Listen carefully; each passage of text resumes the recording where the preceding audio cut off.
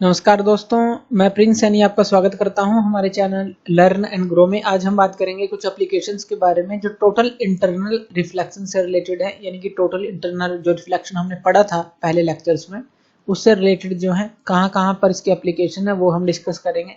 उससे पहले कुछ एक ओवरव्यू ले लेते हैं कि टोटल इंटरनल रिफ्लेक्शन है क्या। इसके अंदर हम क्या करते हैं, दो मीडियम लेते हैं। मान लीजिए एक आपने मीडियम लिया डेंसर मीडियम, तो यहाँ पर हम ले लेते हैं कि नीचे जो है यहाँ डेंसर मीडियम है, ऊपर जो है हम ले लेते हैं रेयरर मीडियम। तो इस तरह से ले लेते हैं।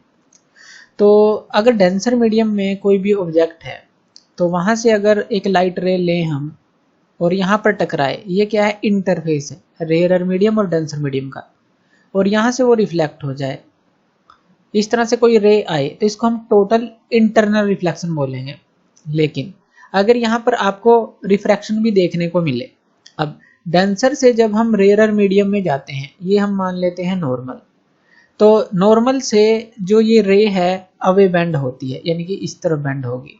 तो अगर रिफ्रैक्शन भी देखने को मिले और रिफ्लेक्शन भी देखने को मिले, तो वहां पर हम उसको ये नाम नहीं देंगे टोटल इंटरनल रिफ्लेक्शन। अगर रिफ्रैक्शन अब्सेंट हो, सिर्फ हमें रिफ्लेक्शन मिले, रिफ्रैक्शन तो अब्सेंट हो, सिर्फ रिफ्लेक्शन मिले, तो टोटल इंटरनल रिफ्लेक्शन वहां पर होगी। और ये होता कब है, जैसे जैसे आप इंसिडेंट एंगल जो है, यानी कि ये जो आई एंगल है, इसको आप बढ़ाते चले जाते हैं। ये क्या है, रिफ्रैक्टेड एंगल है फिलहाल। और एक समय पर क्या होता है, आई जो है सी के बराबर हो जाता है। सी क्या है यहाँ, क्रिटिकल एंगल। और ये क्रिटिकल एंगल कब होता है, जब ये जो इंटरफेस है, जब यहाँ से कोई रे आए और इसी इंटरफेस के अलोंग चल दे वो, यानी कि जैसे मान लीजिए ये जो है डेंसर मीडियम है, ये रेयरर मीडियम है, यहाँ कोई पॉइंट ऑब्जेक्ट है और ये रे आई, यहाँ पर टकराई और इसके ही अलोंग चल दी इस तरह से। और यहाँ पर अगर नॉर्मल हम लेते हैं, यानी कि ये जो एंगल है, रिफ्रैक्टेड एंगल हमारा 90 डिग्री हो जाए, तो हम कहते हैं कि जो आई है वो सी के बराबर है। जो आई है, इंसिडेंस एंगल है, वो क्रिटिकल एंगल है। और इस क्रिटिकल एंगल पर क्या होता है, जो रिफ्रैक्टेड एंगल है वो 90 डिग्री हो जाता है। तो क्रिटिकल एंगल का भी हमें पता होना चाहिए। डेंसर से रेयरर मीडियम में कोई रे जाती है तो वो अवे फ्रॉम द नॉर्मल जाती है, रेयरर से डेंसर मीडियम में आती है तो वो टुवर्ड्स द नॉर्मल बेंड होती है। इतना क्लियर है। टोटल इंटरनल रिफ्लेक्शन क्या है, अगर वो डेंसर मीडियम में ही यहाँ पर टकराए और वहीं पर रिफ्लेक्ट हो जाए, रिफ्लेक्शन वहां पर ना हो। तो ये कुछ चीजें हमें क्लियर होनी चाहिए। चलिए कुछ एप्लीकेशन देख लेते हैं टोटल इंटरनल रिफ्लेक्शन के। Diamond sparkles due to total internal reflection. अब देखिए, जो डायमंड होता है आपने देखा होगा वो काफी चमकदार होता है, उसके अंदर एक तरह की चमक होती है। वो क्यों होती है, वो टोटल इंटरनल रिफ्लेक्शन की वजह से ही होती है। अब इसके लिए हमें क्रिटिकल एंगल का पता होना चाहिए। जब भी आई जो है ग्रेटर देन होगा क्रिटिकल एंगल से, सी से ग्रेटर देन होगा, वहां पर हमें मिलेगी टोटल इंटरनल रिफ्लेक्शन, वहां पर मिलेगी। तो इसके लिए हमें क्रिटिकल एंगल का पता होना बहुत जरूरी है। अगर क्रिटिकल एंगल पता होगा तो अगर उससे बड़े एंगल पर एंगल ऑफ इंसिडेंस जो है हम जो लेते हैं किसी भी रे का, तो वहां पर टोटल इंटरनल रिफ्लेक्शन मिले।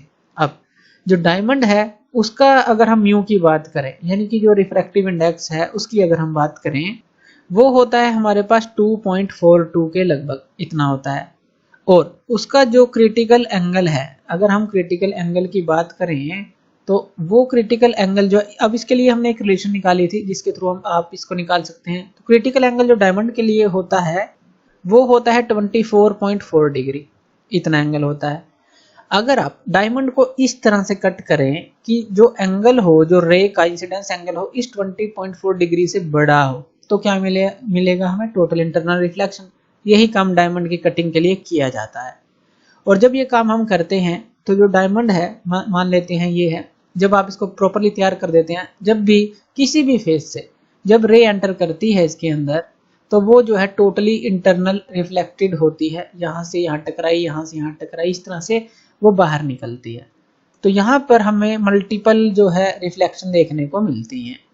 क्यों, क्योंकि हमने क्या किया है, क्रिटिकल एंगल जो है वो लिया है यहाँ पर। अगर हम इसको नॉर्मल मान लें तो इस तरह से यहाँ पर इंसिडेंस एंगल और क्रिटिकल जो एंगल है, अगर हम इंसिडेंस एंगल को देखें वो क्रिटिकल एंगल से बड़ा ही होगा, और यहाँ टोटल इंटरनल रिफ्लेक्शन हमें देखने को मिलेगी।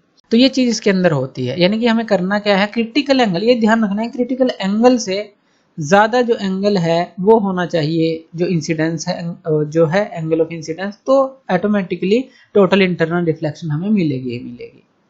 एक तो ये यहाँ से क्लियर हो जाता है कि डायमंड स्पार्कल जो है क्यों करता है, उसकी कटिंग इस तरह से की क्यों जाती है। दूसरा मिराज, ये जो है फिनोमिना ऑप्टिकल इल्यूजन का फिनोमिना है। ये आपको रेगिस्तान में देखने को मिलता है, जहाँ पर काफ़ी गर्म रेत होती है वहाँ पर देखने को मिलता है। होता क्या है इसके अंदर, जैसे कोई एक पेड़ है आपके पास मान लीजिए, वो आपको एक उसकी मिरर इमेज देखती है नीचे, जबकि वहां पर पानी वगैरह कुछ नहीं होता। जैसे एक पौंड के किनारे अगर इस तरह का पेड़ खड़ा हो, पानी के अंदर आपको उसकी इमेज दिखती है, इसी तरह की इमेज रेगिस्तान में भी दिखती है, उसको ही हम मिराज बोलते हैं। अब ये होता क्या है, होता क्यों है, अब देखिए इसके अंदर होगा क्या, ये इल्यूजन है एक तरह का। और होता क्यों है, क्योंकि जो रेत है, मान लीजिए सरफेस है और यहाँ पर रेत है, तो हमें पता है रेत जो है जब सनलाइट आएगी तो काफी गर्म हो जाती है, जब इसे टकराती है तो काफी ज्यादा गर्म, यानी कि सबसे जो नीचे वाली परत है, जो सरफेस है, वो काफी ज्यादा गर्म होगा। उससे ऊपर जैसे ही एयर उठेगी वो थोड़ी सी ठंडी होगी, और थोड़ी ऊपर उठेगी वो थोड़ी ठंडी होगी। लेकिन सबसे ज्यादा गर्म कौन सी हवा होगी, जो इस सरफेस से कनेक्टेड है, क्योंकि यहाँ पर बहुत गर्म है, रेत जो है गर्म है, वो हीट को एब्जॉर्ब करता रहता है और बहुत गर्म हो जाती है एयर। तो यहाँ पर हमें कुछ लेयर्स मिल जाती हैं। ये जो हमने रेड कलर की लाइन दिखाई है, ये दिखाई है कि यहाँ सबसे गर्म जो है एयर यहाँ पर रहती है, एक परत बन गई। ऊपर ऊपर जाएंगे तो थोड़ी हमें जो है डेंसिटी जो है एयर की थोड़ी हाई मिलेगी, क्योंकि गर्म चीज की डेंसिटी लो होती है, और उससे थोड़ा सा भी अगर टेम्परेचर में फर्क है, ठंडी है, तो वहां पर डेंसिटी ज्यादा होगी। तो इसलिए जो गर्म चीज है वो ऊपर की तरफ उठती है। तो यहाँ पर अगर हम देखें, यहाँ पर अगर हम डेंसिटी की बात करें तो वो इस तरह से हमें ज्यादा मिलेगी। तो जो डेंसिटी है वो हमें हाइयर मिलेगी। और क्या हाइयर मिलेगा, रिफ्रैक्टिव इंडेक्स, क्योंकि जैसे जैसे डेंसिटी बढ़ेगी रिफ्रैक्टिव इंडेक्स भी बढ़ेगा। डेंसर होगा कोई भी मीडियम है तो रिफ्रैक्टिव इंडेक्स बढ़ेगा उसका, ये भी हमने पहले पढ़ा था, ऑप्टिकल डेंसर कोई चीज होता है। तो डेंसिटी बढ़ेगी तो रिफ्रैक्टिव इंडेक्स भी बढ़ेगा। अब होगा क्या, ये हमें उल्टा क्यों दिखाई देता है, इसकी मिरर इमेज क्यों दिखाई देती है। अब यहाँ पर देखिए, जैसे कि हमने बात की, जो सबसे नीचे वाली जो ये परत बनी है, ये एक तरह की रेयरर परत बन गई। ये कौन सा मीडियम बन गया, रेयरर मीडियम। ऊपर जो मीडियम बने हैं अब वो डेंसर होते चले जा रहे हैं। इतना तो क्लियर हो गया, क्योंकि यहाँ पर रिफ्रैक्टिव इंडेक्स और डेंसिटी बढ़ती चली जाएगी जैसे जैसे ये थोड़ी सी भी ठंडी होगी। सबसे नीचे रेयरर मीडियम और ऊपर डेंसर मीडियम बन गया। अब सनलाइट आएगी, इससे टकराएगी, इससे टकराएगी और टकरा कर जो है वो ऑब्जर्वर की आंखों तक पहुंचेगी। यहाँ पर मान लेते हैं कि ऑब्जर्वर है इस पॉइंट पर। तो यहाँ पर हो क्या रहा, देखिए यहाँ पर ये जो रे आई, अब यहाँ पर नॉर्मल लेते हैं। अब ये जो है ऊपर डेंसर है, नीचे रेयरर है, क्योंकि ऊपर जाते रहेंगे तो डेंसर होगा। तो ऊपर डेंसर था, नीचे रेयरर था, डेंसर से रेयरर में जाएगी, अवे फ्रॉम द नॉर्मल ये बैंड होगी। यहाँ पर भी देख लीजिए, जब आगे जाएगी फिर से away from the normal band होगी, और जब ये लास्ट में यहाँ पर आ जाएगी रेयरर मीडियम में, यानी कि ऐसी जगह पर आ जाए जहां angle of incidence greater than critical angle हो जाए, तो वो जो है रिफ्लेक्ट करेगी। यहाँ तो रिफ्रैक्ट होती आ रही थी, वो रिफ्लेक्ट करेगी, ना कि रिफ्रैक्ट करेगी। अब आगे नहीं जाएगी, वो यहाँ से रिफ्लेक्ट कर जाएगी, ऑब्जर्वर की आंखों तक जाएगी। और ऑब्जर्वर को ऐसा लगेगा, जब हम इसको पीछे की तरफ बढ़ाएंगे इसी लाइन को, तो यहाँ पर उसको ऐसा लगेगा कि ये जो है यहाँ से जो है एक तरह की वर्चुअल इमेज इसको दिखाई देगी कि यहाँ से ये आ रही है। तो इसीलिए इसकी जो मिरर इमेज है हमें दिखेगी। तो इस तरह से ये होता है। तो ये ध्यान रखिए कि ये होता क्यों है, टोटल इंटरनल रिफ्लेक्शन के कारण से ही होता है। लेकिन कुछ रिफ्रैक्शन पहले होती है, जब एक परत आती है इस तरह की जहां पर angle of incidence greater than critical angle हो जाता है, तो ऑब्जर्वर को इस तरह से लगता है कि ये जो है यहाँ से आ रही है, और ये जो है एक मिरर इमेज यहाँ पर क्रिएट करती है। तो इसको मिराज बोला जाता है, एक ऑप्टिकल इल्यूजन बोला जाता है। नेक्स्ट ले लेते हैं, टोटली रिफ्लेक्टिंग ग्लास प्रिज्म। अब हमारे पास कुछ ग्लास प्रिज्म होते हैं, आइसोसेल्स ट्रायंगल्स की तरह ही हमारे पास ये प्रिज्म होते हैं। तो ये क्या करते हैं, दो तरह के प्रिज्म हमारे पास होते हैं जो कि टोटली इंटरनल रिफ्लेक्शन दिखाते हैं। तो इसके अंदर जैसे ये आर्म है, यहाँ पर हम लिख देते हैं कि मान लीजिए ए बी और सी ये आर्म है, इस तरह से ए सी ए बी बी सी ये आर्म हो गए, ये प्रिज्म है हमारे पास। अब यहाँ पर होगा क्या, जैसे ही मान लीजिए कोई ऑब्जेक्ट है, तो यहाँ से जब रे ऑफ लाइट आएगी तो यहाँ पर वो टकराती है, ये क्या करता है उसको 90 डिग्री पर भेज देता है इस तरह से। इसी तरह से एक और रे ले लेते हैं, यहाँ पर आई और वो उसको 90 डिग्री पर भेज देगा। तो हमें जो है इमेज जो मिलती है वो 90 डिग्री पर मिलती है। ऐसा प्रिज्म होता है कि वो क्या करेगा, 90 डिग्री पर हमें इमेज देगा। इतना क्लियर हो गया कि यहाँ से रे आई, यहाँ से रे आई और यहाँ से वो रिफ्लेक्ट हो गई और उसने 90 डिग्री पर इमेज दी, तो 90 डिग्री पर हमें मिलती है। इसी तरह से 180 डिग्री पर भी हमें इन प्रिज्म के थ्रू हम ले सकते हैं। उसके लिए इस तरह का प्रिज्म हमारे पास होता है। तो इस तरह का प्रिज्म हम लेते हैं, तो यहाँ पर क्या होगा, ऑब्जेक्ट लेंगे, ऑब्जेक्ट से जो रे आएगी इस तरह से, वो यहाँ पर टकराई, यहाँ पर टकराई, फिर यहाँ से वो बाहर जाएगी। इसी तरह से एक और देखिए, यहाँ आई, यहाँ पर टकराई, फिर वो बाहर जाएगी। अब यहाँ पर हुआ क्या, ये रे इस तरह से आ रही है, तो यहाँ पर टकराई, यहाँ से रिफ्लेक्ट हुई, यहाँ पे टकराई, यहाँ से रिफ्लेक्ट हुई, यहाँ पर टकराई, यहाँ से रिफ्लेक्ट हुई और यहाँ पर टकराई, यहाँ से रिफ्लेक्ट हुई। यहाँ पर हमें इमेज मिलेगी जो बिल्कुल 180 डिग्री पर मिलेगी। जैसे कि ये थी, ये उस तरफ थी, देखिए ये उस तरफ है और ये जो है बिल्कुल उसके अपोजिट है, तो यहाँ पर हमें ये 180 डिग्री पर मिलेगी। इस तरह का प्रिज्म जो है पनडुब्बियों के अंदर जो है यूज़ किया जाता है।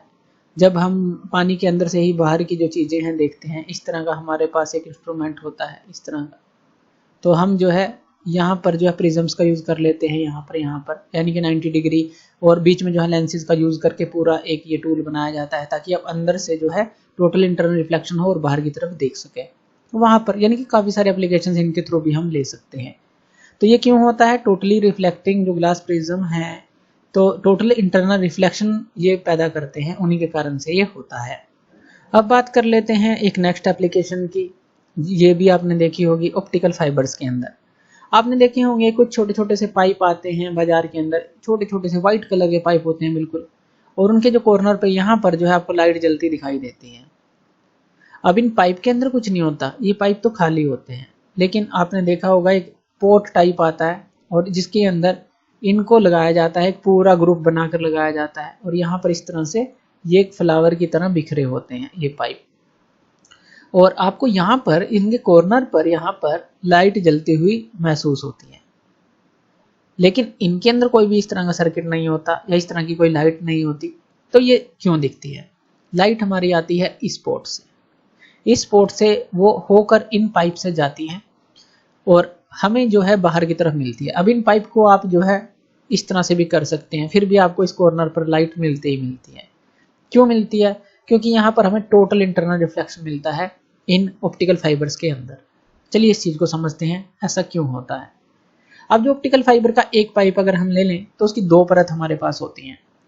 जो अंदर वाली परत है, ये जो हमने ब्लैक कलर में दिखाई है, इसको हम बोल देते हैं कि जो इनर लेयर है, तो ये हो गई इनर लेयर। और ये जो नीली जो लाइन हमने दिखाई है, इसको हम बोल देते हैं कि ये क्या है हमारे पास, ये है आउटर लेयर। जो इनर लेयर है, इसका जो रिफ्रैक्टिव इंडेक्स है वो ज़्यादा होता है, या कहें कि हाई रिफ्रैक्टिव इंडेक्स होता है। जो आउटर लेयर है, इसका लो रिफ्रैक्टिव इंडेक्स होता है। हमें करना क्या है, दो तरह के मीडियम क्रिएट करने हैं, एक डेंसर हो, एक रेयरर हो। अब क्या होगा, वही जो हमने बात की थी कि जो अगर angle of incidence greater than critical angle होगा, तो अब यहाँ पर जब लाइट जो है यहाँ पर टकराती है तो angle of incidence greater than critical angle होता है और यहाँ पर हमें टोटल इंटरनल रिफ्लेक्शन मिलती है। आप इसको जो है किसी तरह से मोड़ भी लें तब भी इतना ज़्यादा लॉस नहीं होता और ये जो लाइट है रिफ्लेक्ट होकर हमें बाहर की तरफ यहाँ पर दिखती है।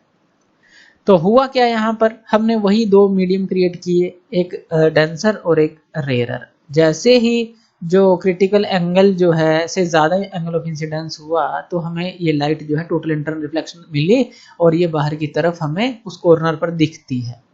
तो ये ऑप्टिकल फाइबर्स के अंदर होता है। अब ये जो ऑप्टिकल फाइबर्स हैं बहुत जगह यूज़ होते हैं, मेडिकल के भी अंदर यूज़ होते हैं, ये डेकोरेशन पर्पज़ के लिए भी ये यूज़ होते हैं, टेलीफोन्स जो फाइबर्स बिछाते हैं उनके अंदर भी ये यूज़ होते हैं, मैसेज को एक जगह से दूसरी जगह भेजने के लिए। तो बहुत जगह इनका यूज़ किया जाता है इसी प्रॉपर्टी के कारण।